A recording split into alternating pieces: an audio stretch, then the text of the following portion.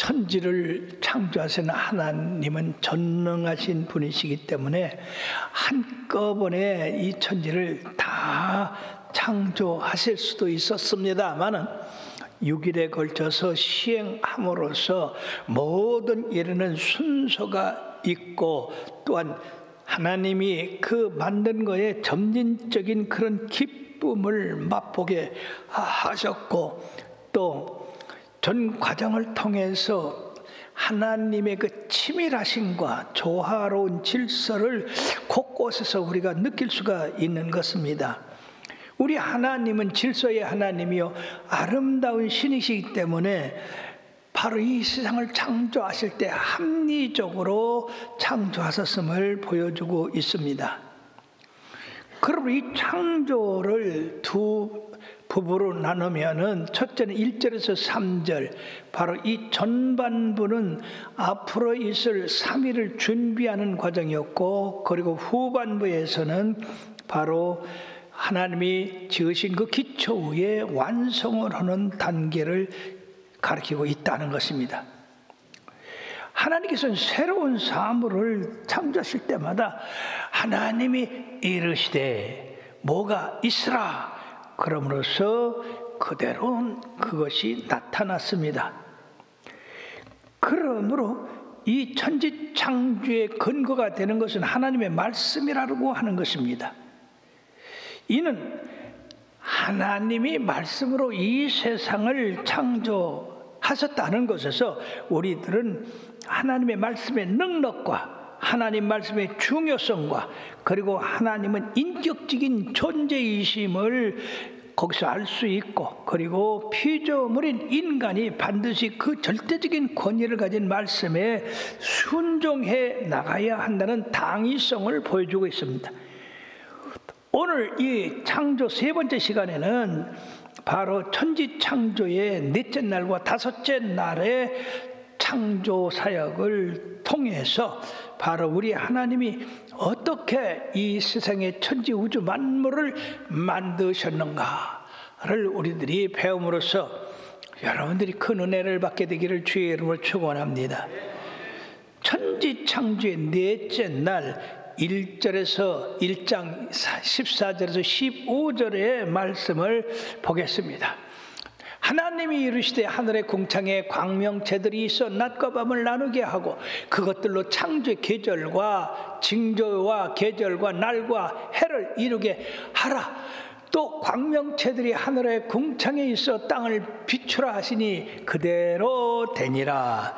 예, 바로 하나님이 하늘의 두 광명체 해와 달을 만드셨습니다. 바로 이 태양과 다른 우주의 수많은 별들에 비하면 아주 작은 존재들입니다. 그러나 이 둘을 지구를 위해서 특별히 만들어 주셨다고 하는 것입니다. 이것으로 말미암아 낮과 밤이 구별됐고 그리고 시간과 계절, 날, 그리고 해를 계산할 수 있게 되었고 그리고 우리의 방향도 거기서 알 수가 있게 되었습니다. 이로써 하나님께서는 해와 달의 목적을 말씀하셨는데 그것은 바로 하루를 구별하기 위해서 밤과 낮으로 이렇게 나누셨고 현재까지 이 창조로부터 지금까지 앞으로도 계속해서 이 밤낮은 쉬지 않고 그대로 계속될 것입니다. 그리고 이것들이 징조의 역할을 하셨는데 바로 하나님의 축복과 그리고 거기에는 심판의 징조가 있다는 것입니다. 예를 들어 뭐 여호수아가 기브온을 도와서 아모리 족속을 칠 때에 해와 달이 넘어가니까 몸이 달아가지고 이 여호수아 해야 너는 기브온 위에 머무르라 달아 너도 아얄란 골짜기에 머무르라 하니까 해와 달이 가다가 멈춰서서 거의 하루 동안 가지 않음으로써 그때 전쟁에 큰 승리를 가져왔다고 그렇게 말씀을 하셨습니다. 바로 하나님께서 이 해와 달을 창조하신 것을 여기서 볼 수 있고 그리고 예수님의 탄생 때 하늘의 별을 보고 박사들이 찾아와 예수님을 경배한 사실로 보아도 이거는 징조를 나타내고 있다고 하는 것을 알 수 있습니다. 그러므로 시편 19편 1절에 하늘이 하나님의 영광을 선포하고 궁창이 그 손으로 하신 일을 나타낸다고 했습니다. 우리가 저 하늘의 별들을 보고 해와 달을 볼 때 하나님의 그 능력이 얼마나인가를 알 수가 있던 것입니다. 뿐만 아니라 이것은 계절을 제공하기 위해서 나타난 건데, 여러분 지구가 이게 지구본인데요, 이게 자전이라고 그래요. 이게 지절로 한 바퀴 도릅니다. 이게 24시간. 이게 한 바퀴 돌므로 밤과 낮이 생기고요. 이 지구가 해를 한 바퀴 돌 때 이거 공전이라고 그러는데 이것이 바로 1년이라고 합니다.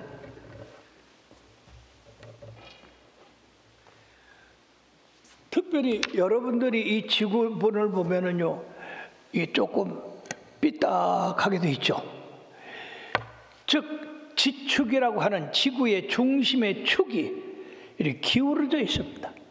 이 기울기가 바로 이 직각에서 23.5도 기울어져 있기 때문에 저 도표와 같이 해를 중심으로 지구가 돌 때에 바로 해에 여러분들이 보시는 오른쪽에는 이 햇빛이 많이 들어옵니다.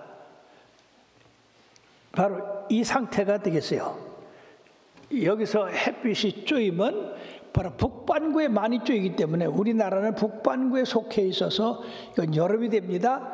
이것이 돌아가서 중간이 되면은 이게 적도를 비치기 때문에 남반구, 북반구와 똑같이 빛을 받아서 이거는 가을이 되고요. 그 다음에 이것이 넘어가면은 해가 남반구로 빛이 돼요. 이 해가 이렇게 남반구를 비치게 되니까 바로 우리나라는 빛이 별로 안 들어오니까 겨울이 되고요. 또 이것이 돌아가면서 중간에 되니까 이게 봄이 되는 거예요. 참으로 얼마나 놀랍습니까?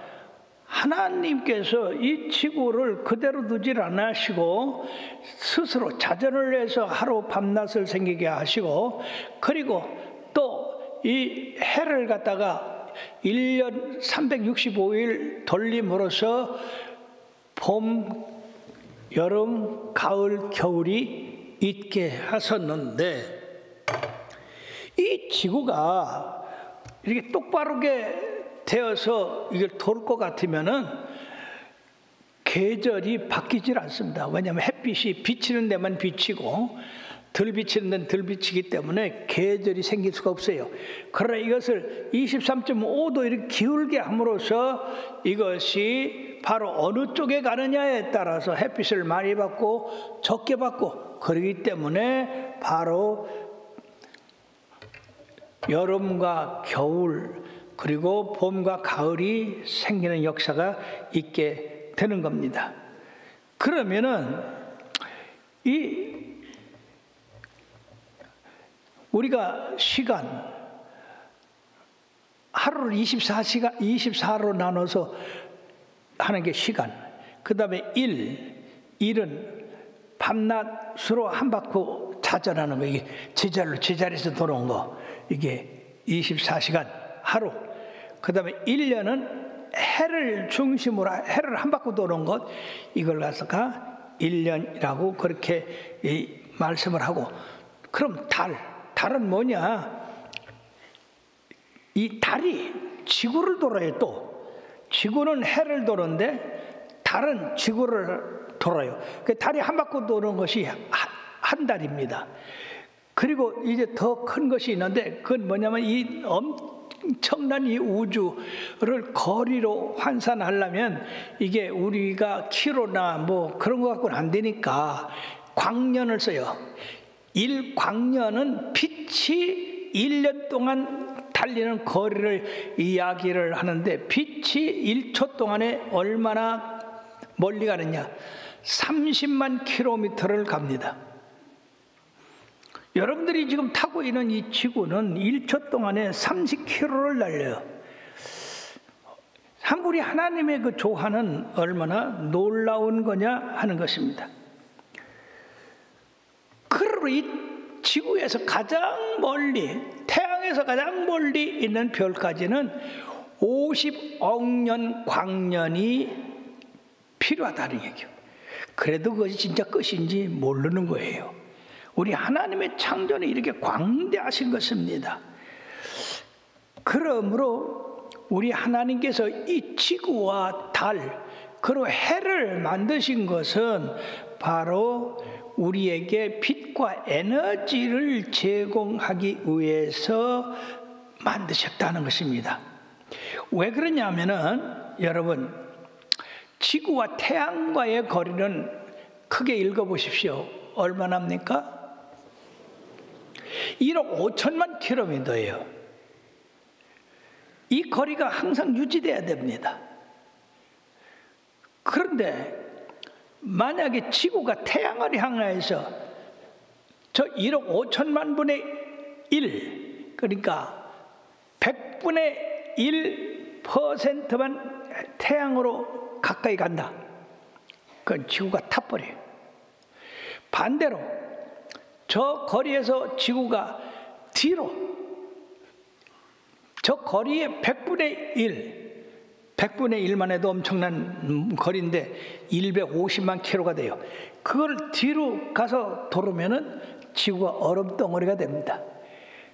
그렇기 때문에 하나님이 가장 적당한 곳에 지구를 배치하셨고, 또 가장 적당한 거리에다가 달을 배치해 주셔서 바로 지구와 달과의 관계도 마찬가지예요. 달은 지구와의 거리가 38만 4천 킬로인데 그거의 1%만 지구로 가까이 온다. 또는 이 달이 2배로 커진다. 달은 지구의 4분의 1밖에 안 되는데 달이 커져갖고 지구의 반이 된다. 그럴 때는 이 지구의 물을 다 빨아들여가지고 이 지구가 사막이 됩니다. 반대로 이게 달이 반으로 줄어든다. 그러면 이 밀물, 썰물이 안 되기 때문에 지구는 물로 넘치게 되고 이 바닷물이 썩음으로써 지구가 이게 망하게 된다는 얘기예요.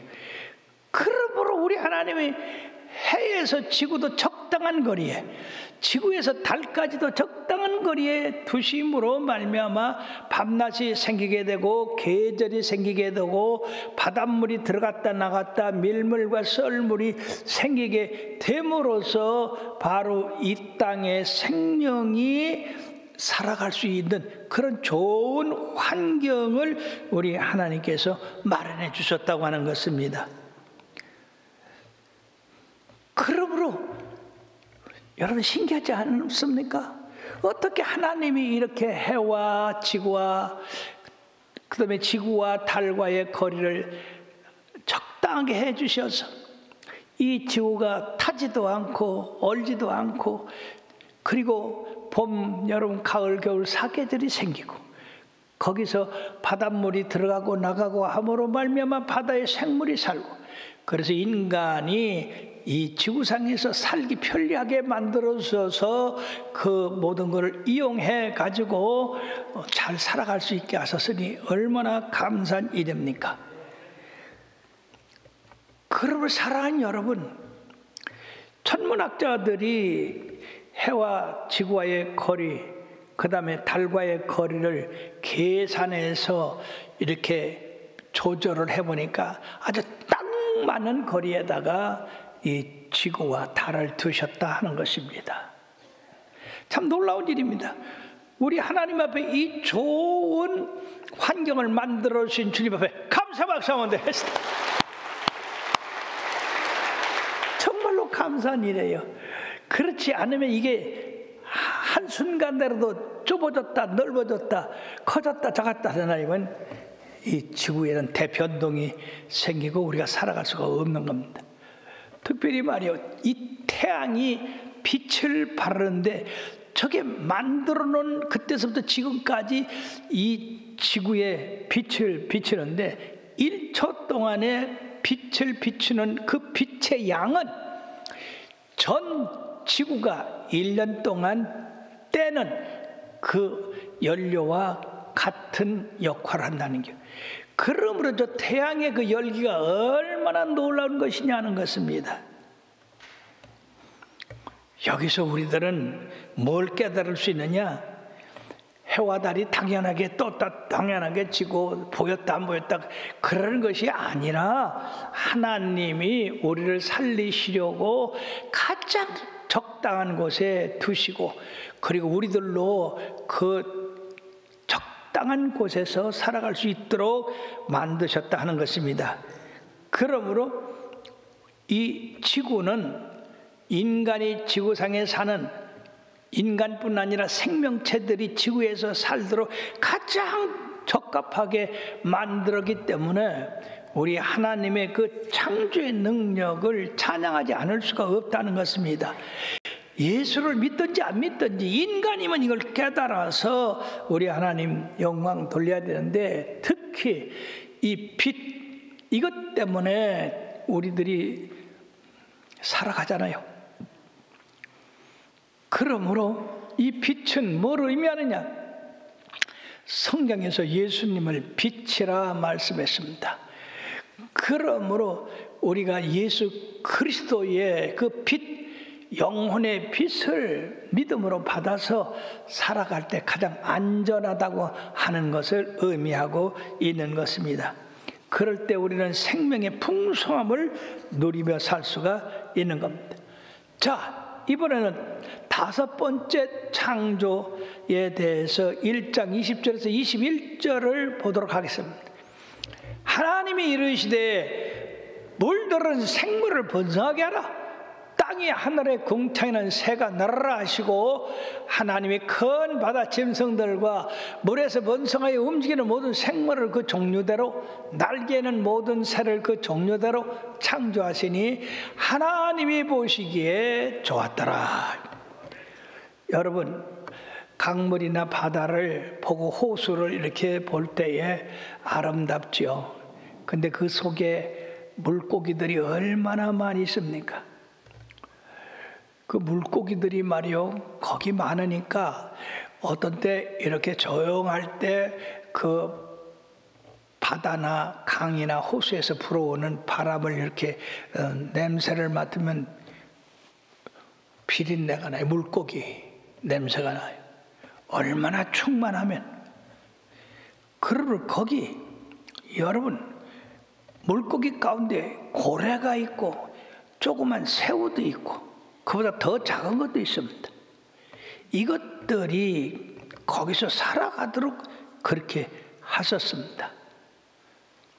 놀라운 것은 첫째 날은 바로 천지창조의 빛을 창조하셨는데, 5째 날에는 새와 물고기와 그것을 창조해서 그 안에서 활동하게 하셨고, 둘째 날은 궁창을 만들어서 물을 창조하셨는데, 바로 그 물에서 이제 우리 하나님이 물고기가 살아가도록 그렇게 하신 것입니다. 그리고 이 창조를 자세히 보면은요, 로마서 1장에도 있듯이 하나님이 창조의 신비를 통해서 계신 것을 나타내셨는데, 사람들이 그 하나님을 찬양하지 아니하고 우상을 만들어 섬김으로 하나님께서 심판하신다고 하셨습니다. 그러므로 셋째 날까지는 하나님이 이 생물들이 살아가는 기본적인 것을 창조를 하시고, 넷째 날에 가서까지도 생물의 창조가 없었는데, 5째 날에 가서는 비로소 생물이 창조되었다고 하는 것입니다.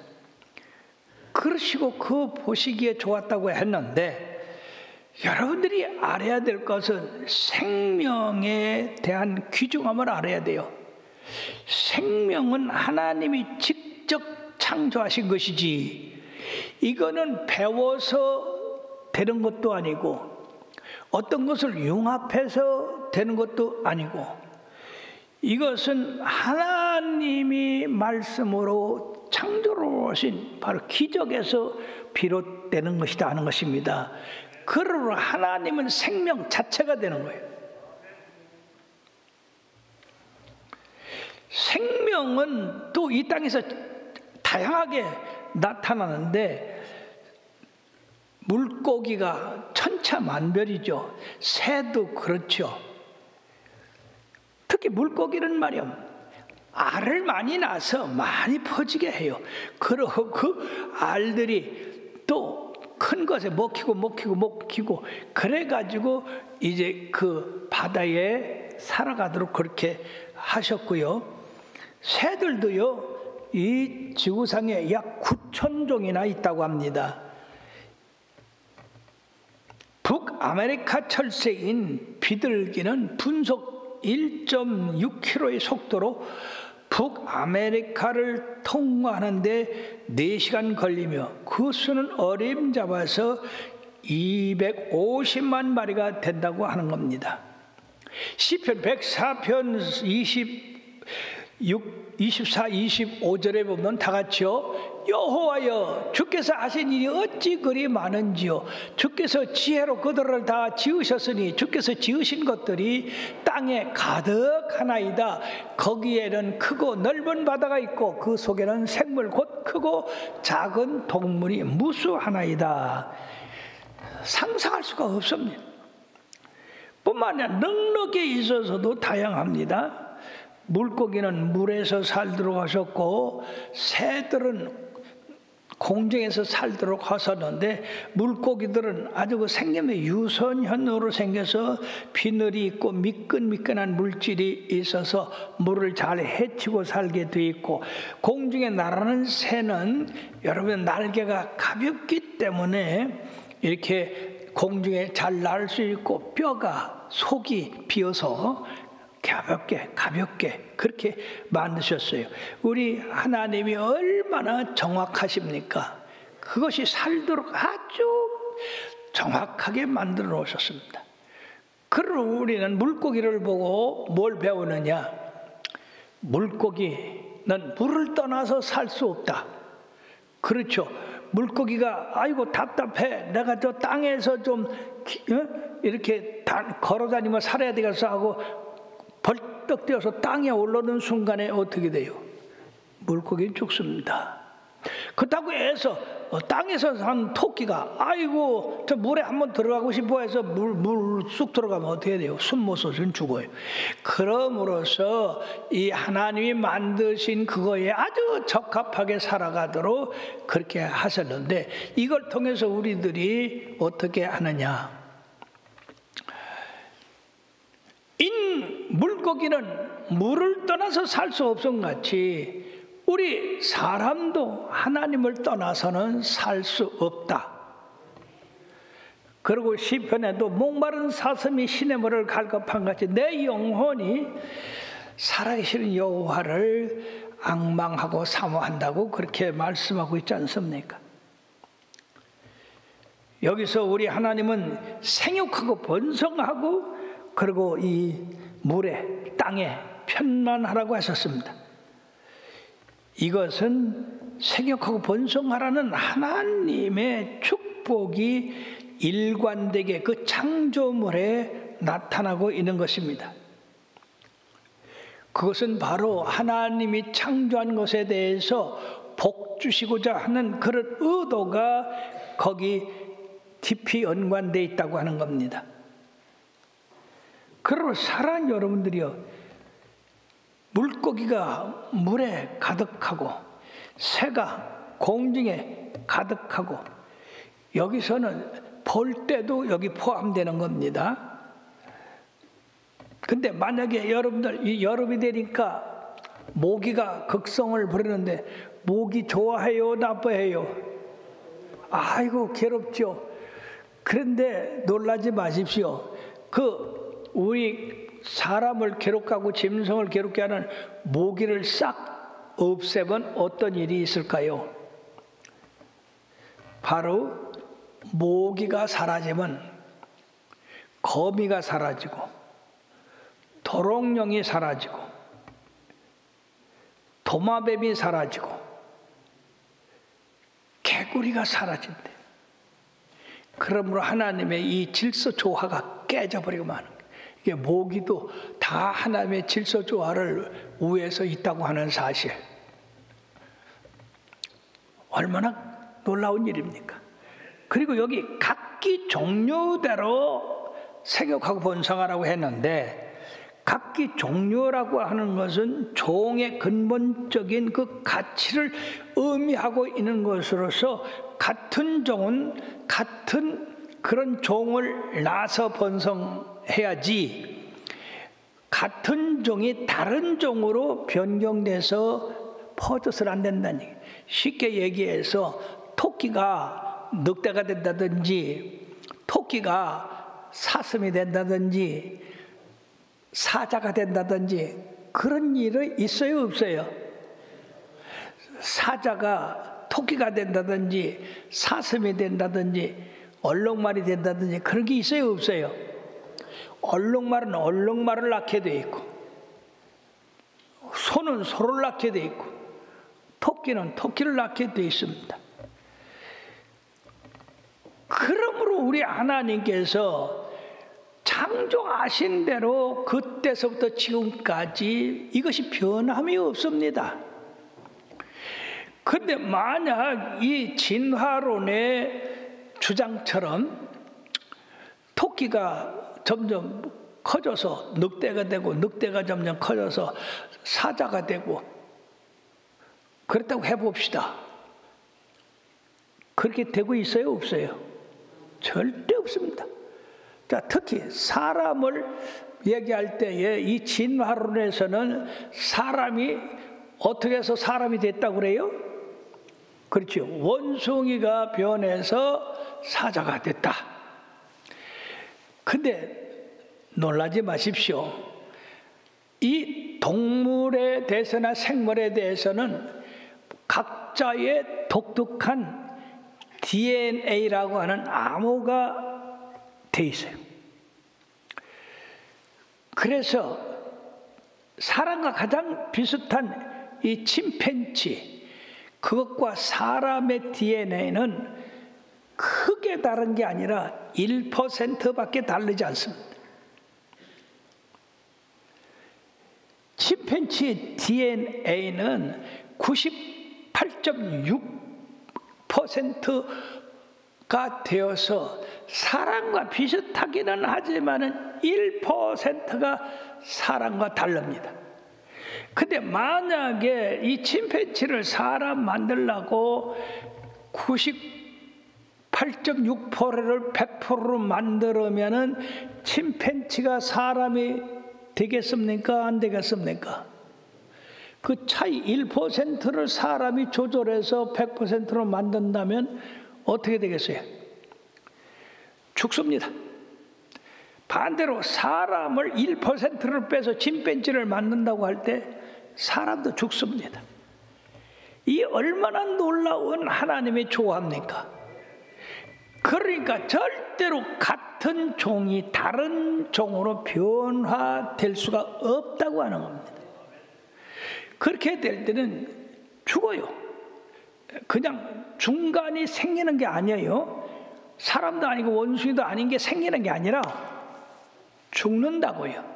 그게 하나님께서 만드신 바로 종류만을 생산하게 되는 원리인데, 이 진화론에서는 종이 변화돼서 다른 것이 된다 했는데 절대로 그건 틀린 얘기입니다. 콩은 콩이 되지 콩이 팥이 되는 건 아니에요. 그러나 콩이 작은 콩이 큰 콩이 되기도 하고, 그 다음에 또 작은 사과가 큰 사과가 되긴 했는데도 그건 같은 종류지 사과가 배가 되고 배가 딸기가 되고 그런 일은 절대 없다는 얘기죠. 뿐만 아니라 이 진화론자는 바로 단계적으로 됐다. 아까도 말씀드렸듯이 토끼가 늑대가 되고 늑대가 사자가 되고 사자가 원숭이가 되고 원숭이가 사람이 됐다. 그런 그 단계적인 것이 아무리 세상을 뒤져봐도 없고, 특히 화석을 가지고 이제 옛날에 어떻게 됐는가 이걸 알 수 있는데, 화석은 완전한 그런 모습으로 되어 있지 중간 발전된 그런 상태가 없다는 얘기죠. 사람은 사람 모습으로 옛날에나 지금이나 똑같고, 식물도 마찬가지입니다. 이것이 다른 종으로 변화된 게 없어요. 그러므로서 여러분들이요, 이 진화론 발전 단계에서 다른 종으로 변한다고 하는 이것은 백제 잘못된 거고 허구한 그런 이론인 것입니다. 그러므로 세상의 모든 피조물은 하나님이 태초에 창조하신 대로 그대로 유지되고 발전돼 나가고 있는 것입니다.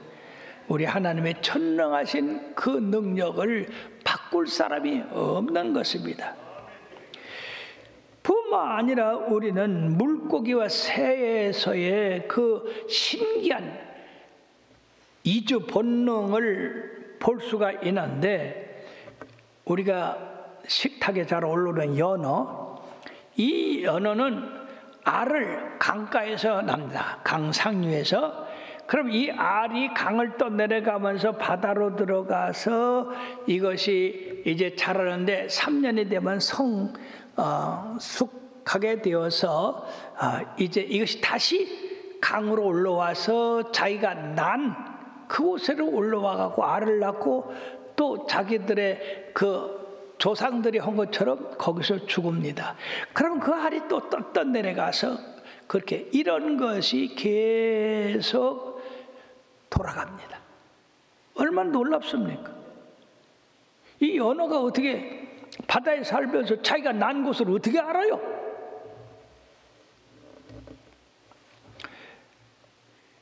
뿐만 아니라 이 거북이도 자기가 난 곳에 와서 알을 낳고 죽는데, 특히 이 푸른 거북이는 물고기도 아니고 이거는 새도 아닌데 니카라과의 해안에서 그 잡아가지고 등에다가 표시를 해서 그 다음에 이 플로리다 해안에 갔다가 비행기를 태워가지고 거기다 갔다가 놔줬어요.